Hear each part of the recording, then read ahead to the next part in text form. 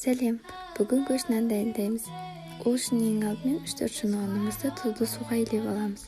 1 килограмм фаршқа 2 картоп, 2 пиязды майдалап турап қосамыз.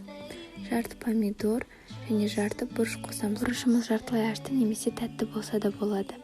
Енді жарты кесе су, жарты кесе сұйық май құямыз. Жарты үлкен қасық тұз, жарты кішкентай қасық қара қызыл бұрыш саламыз. Енді араластырамыз. Тұнған нанымызды 10 бөлікке бөлеміз.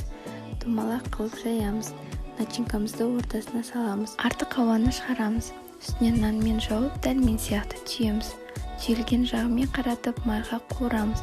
Қызарған соң екінші жағына аударамыз.